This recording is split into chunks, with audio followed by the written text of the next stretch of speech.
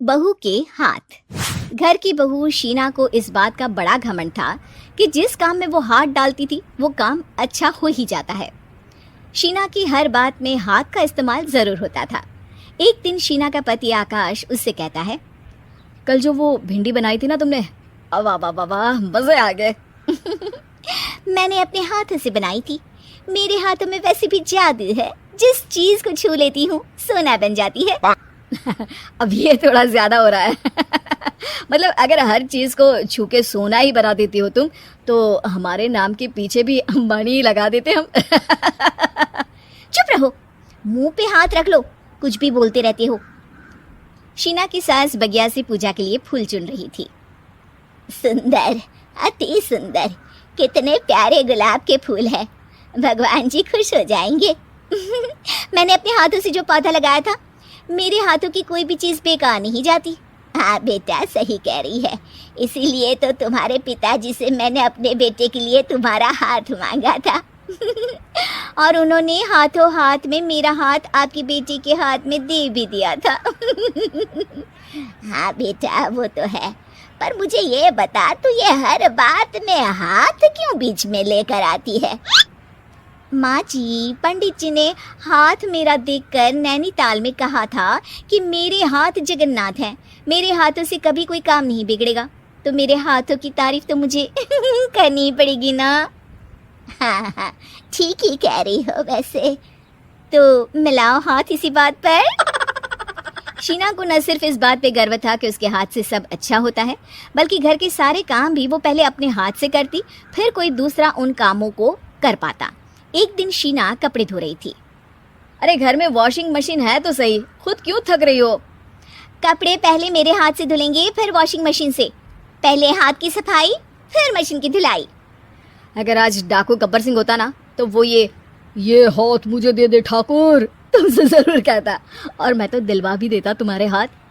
हर एक काम में हाथ बटाओ, ज्यादा जुबान न चलाओ, वरना दूंगी एक उल्टे हाथ से। क्या दोगी? कपड़े दूंगी, लो निचोड़ो।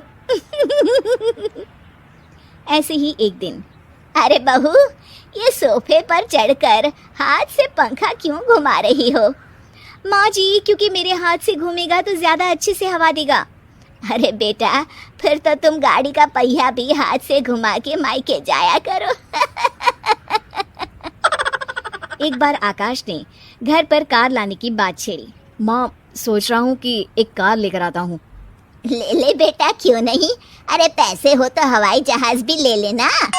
हाँ, पैसा तो हाथ का मेल है, ले लेते हैं। इस हाथ पैसे देंगे, उस हाथ कार ले लेंगे। मुझे तो लगता है कि बहू कार भी अपने हाथों से धक्का लगाकर घर लाएगी।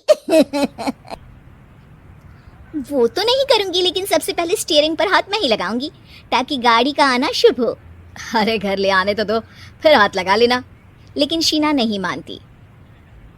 अगले दिन ही सब कार लेने जाते हैं। शीना सेल्समैन से कहती है, भैया ये कार बहुत पसंद है, पैक कर दो। अरे ओ भगवान, 2 मीटर कपड़ा नहीं है जो पैक करवा ले, जरा चला कर तो देखने दो। यस सर, बिल्कुल, टेस्ट ड्राइव कीजिए ना। अरे नहीं नहीं, सबसे पहले मैं हाथ लगाऊंगी गाड़ी को, मेरे हाथ अच्छे हैं। अरे यार, हाथ तो मैं भी धोता ही हूँ, और आजकल तो सैनिटाइजर से भी धोता हूँ। मेरे काम में हाथ ना अड़ाओ। अरे टांग ना अड़ा होता है भाग्यवान, हाथ नहीं। शीना ड्राइविंग सीट पर बैठ जाती है और आकाश उसे गाड़ी के फंक्शन समझाता है। देखो शीना, ध्यान रखना, ये है स्टीयरिंग, इसे राइट लेफ्ट जाएंगे, ये है एक्सेलरेटर, इससे स्पीड कंट्रोल कर सकते हैं, और उसी के पास में है ब्रेक, जो तुम्हारी जुबान में शायद मिसिंग है। ठीक है, ज्यादा भी सिखाने की जरूरत नहीं है। मेरी माँ तो कहती है कि मैं अगर अपनी शुभ हाथ लगा दूं तो जग घूम जाए, तो ये स्टीयरिंग क्या चीज है? शीना गाड़ी स्टार्ट कर देती है और स्टीयरिंग को घुमाते हुए एक्सेलरेटर पर धीरे से पैर रखती है, और शोरूम के बाहर के एरिया में ही गाड़ी घूमने लगती है, जहाँ दूसरी गाड़ियाँ भी रखी हैं। देखा मेरे हाथों का कमाल। अब ब्रेक दबा दो, आगे गाड़ी है। शीना आगे गाड़ी देखकर घबरा जाती है और पाँव गलती से एक्सेलरेटर पर पड़ जाता है। कार आगे खड़ी एक बड़ी गाड़ी में घुस जाती है। दोनों कार से उतरते हैं। सेल्समैन भागते हुए आता है। अरे 7 लाख की गाड़ी खरीदने आए थे और 15 लाख की गाड़ी ठोक दी, ओ माय गॉड। आकाश की माँ, आकाश और शीना घबरा जाते हैं। इतना सारा पैसा कहाँ से आएगा? तभी वहाँ मैनेजर भी आ जाता है, पूरा माजरा समझता है। अरे टेंशन मत लीजिए, गाड़ियों का इंश्योरेंस था, आप जो कार लेने आए थे वही खरीद लीजिए। पर मैडम, जब तक आप सीख ना ले तब तक गाड़ी मत चलाइएगा। अभी तो आपने गाड़ी बस ठोकी है, जिसका बीमा भी था, लेकिन सड़क पे चलते हर इंसान का बीमा नहीं होता। अरे मेरे हाथों से ठुक भी गया ना तो उसकी जिंदगी बन जाएगी, और अगर चला भी गया तो स्वर्ग ही पाएगा।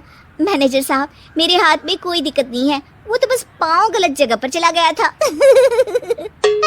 शीना की बात सुनकर आकाश अपना सर पीटता है और उसकी सास अपने हाथ से खुद का मुंह छिपा लेती है और मैनेजर हाथ जोड़कर माफी मांग लेता है।